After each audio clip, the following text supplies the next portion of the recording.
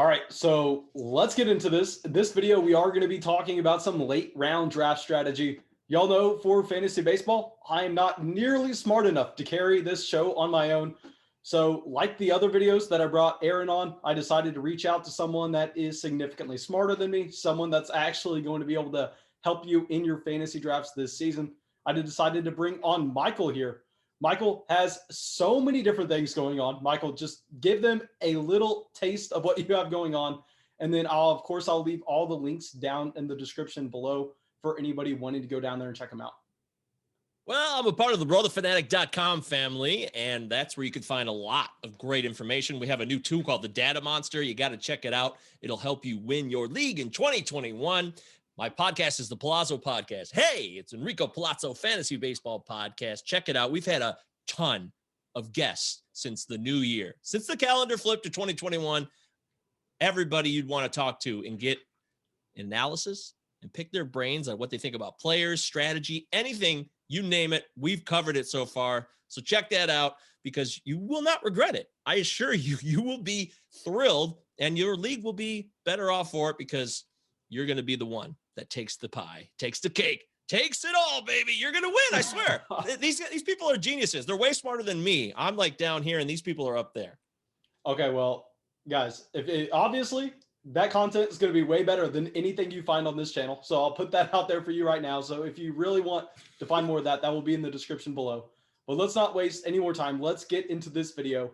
And a trend that I was talking with Aaron yesterday or the day before, wherever y'all are watching this, it doesn't matter, is that earlier and earlier, these starting pitchers are going, especially the elite guys that are going to give you the innings pitched. But let's not focus in on the early draft rounds as we already did that yesterday. Today, let's go through and let's look at what you are doing later on in the draft. I mean, regardless of if you decided to go with hitter early, regardless of if you decided to go with back-to-back ace pitchers at the very start. Michael, what do you find yourself doing once you get past rounds 8, 9, 10, and you're really just backfilling your roster? Well, obviously, this is league dependent. What you're doing is completely based on the categories you have, or if it's roto, points. There's so many different types of leagues. So I want to throw that caveat out there first because it is important to understand the exact structure and settings and rules of your league. In fact, it's one of the most key factors if you're going to do well in your league. Understand every part of it. But having said that, if you're in the later rounds of a draft and you've covered some of your bases, it's a good opportunity to take some flyers on some players that might pop. You know, the Luke Voit of 2020 was huge, right? In 2021, we need to find that Luke Voit. Luke Voit was amazing in the value he returned last year. So I like to take some chances on some guys that are a little bit more riskier, but if they pop, the potential and the return of investment is ridiculous. And you can't really risk much because you're in the later rounds of your draft. I mean, let's say it's a 12-team draft and you're in round 20, 25. At this point, you could say, hey, why not take a chance on a guy like, Edwin Rios, who the Dodgers love. He's a third baseman, corner infielder, plays some outfield as well.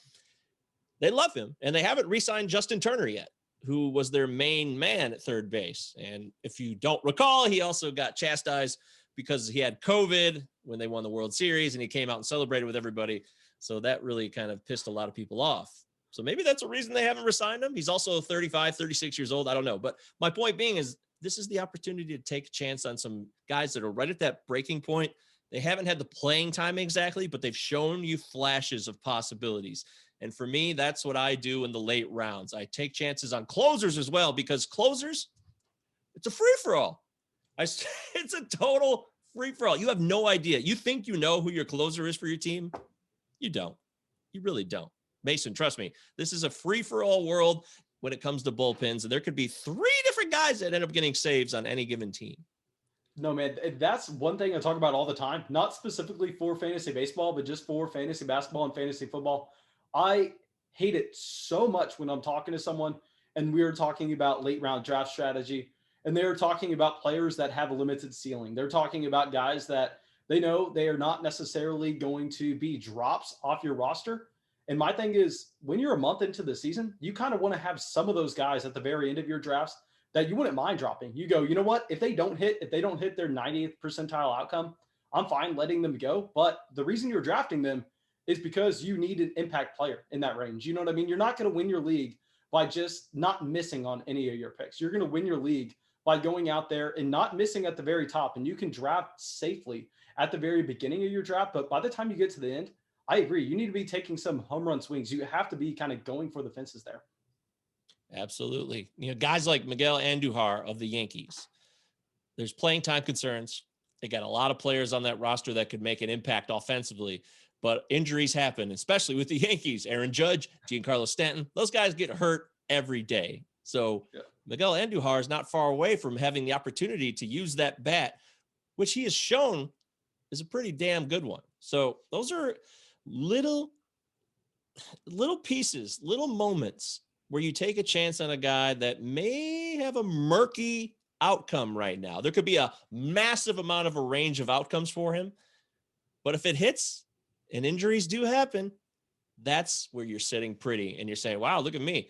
I benefited from someone getting hurt. I mean, that sucks. You know, you don't want to be rooting for people to get hurt, but injuries are such a part of the game that you're taking chances on guys who are down in the depth chart.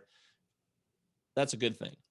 Well, so Michael, this is something that I need to ask you, because we had this conversation with the videos when we were talking about early round draft strategy, where some players that you're targeting in the early rounds are a lot better for those category leagues where you need a 5 category hitter, or you want to go out there and maybe in a points league that really prioritizes strikeouts. That's when you're willing to go out there and try to prioritize the ace that you're going to get at the very beginning. So what kind of player prototype are you going at in the later rounds if it's a roto league versus a traditional points league? Okay, well, Roto League, I'm looking for balance. I'd love to get a guy who could give me steals and then provide the runs and the production, but that doesn't always happen. But that's my focus. In points leagues, I'm obviously looking for guys that are going to get extra base hits, walks, OBP guys get a bump for me for sure in points leagues. Guys like Hunter Dozier, who aren't necessarily late rounders, depending on your league type, but they could be. Hunter Dozier get on base a lot better than other players can with walks and OBP. His walk percentage is going to keep getting better. I actually love him a lot this year, but that might be more of a middle-ish round guy, depending on the size of your league. For me, Roto is about filling all the cats, right? 5x5 standard issue. I'm trying to get all of those cats filled. I don't really punt unless it's a standalone. But if you're in a league where there's a overall component beyond your league, like on NFBC, for example, where the high stakes, big time players play, then you want to make sure you fill all of your cats. But if it's a standalone league, then I think I would consider making a punt on possibly saves or steals, because those are the most difficult and the most greatest fluctuation comes from both of those. So those are the two categories I would consider punting if I had to punt any category at all in a standalone Roto League. All right, well, before we end it, let's hear some specific guys that you're going to be going out. Just say after round 10. Let's draw that off at 10. Are we looking at like 12-team leagues? 12-team leagues. Okay, 12-team leagues. Well, after round 10, there are plenty of guys in a 12-team league where you can get really excited about. There are so many guys that are undervalued, and especially this is important. We're coming off a bizarro bozo season. 2020 was goofy and all jacked up. We've never had a season like it. That is not hyperbole. We've never had a season like 2020. And even the people in charge of the baseball teams in the front office, they don't know. They don't know what to do. They've never had to experience a season where there was only 60 games played, and now we're going back to a full season. And by the way, there will be a full season if there's any doubts. There will definitely be a full season because the players will not budge. They have the power, and they're so bitter. They're going to lock this in. They want to get their stats too. They care about their careers. Like guys like Mike Trout want to make the Hall of Fame, and they got to start compiling stats at 162 game pace, not 60 or 100. Yeah. So having said that, some guys that I would target, I like David Dahl. Now, David Dahl is injured all the time. He is. But when he's healthy, he plays well, and he provides almost everything you'd want. Batting average, steals, power, run production. He'll give you everything you want. I love David Dahl, and the guy can't be hurt forever. You know, Mason, there's injury prone, and then there's just bad luck.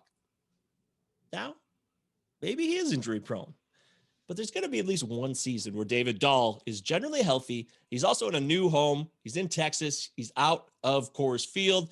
That's not a negative to me because the ball's going to fly out of Texas, although we're still looking at how the park factors are determined from Globe Life Field because we had a short season. I still expect there to be a lot of offense in that lineup. And David Dahl is going to play left field, which is less stressful on him. Center field is a lot more stressful, and there's more risk of injury as well. So that's good news for him. I would target David Dahl, and I would say, thank me later. Nick Senzel's another guy. He's been injured with the Cincinnati Reds, outfielder. They tried to maybe play him in the infield. Didn't quite take. He's got vertigo, which is something that never really goes away. But the bigger problem was the shoulder injury that he had, and that set him back. And he was also touted as a very, very big-time prospect. And maybe we overhyped him a bit. I was talking about this on another podcast the other day, saying that maybe he was too hyped, and he's more of a mid-level guy. But that's still 15 to 20 stolen bases, 20 home runs. He could hit for average. If he gives you all of that, and he's in Cincinnati, which is a great ballpark to hit in, I love Nick Senzel as well. And one pitcher real quick, I would take a chance on a guy who, he's not the guy that is the most popular guy in the clubhouse necessarily, but when you're looking for somebody who's going to make a difference on your team, you're trying to find a guy like a Carlos Carrasco, but later in the draft. Carlos Carrasco is not a late round or mid round guy, but you want to replicate his stats. And I think you could find that later in the draft with a guy like David Price. I know he sat out. He didn't play last year, but he's also fresh. And he plays on a Dodgers team that gets a lot of wins. I was going to say, I feel like obviously I'm not nearly as knowledgeable of fantasy baseball as you, but that should be a positive in my eyes. If a starting pitcher got a year off with no real significant injury that he was even rehabbing from, I mean, I don't see how you hold that against him.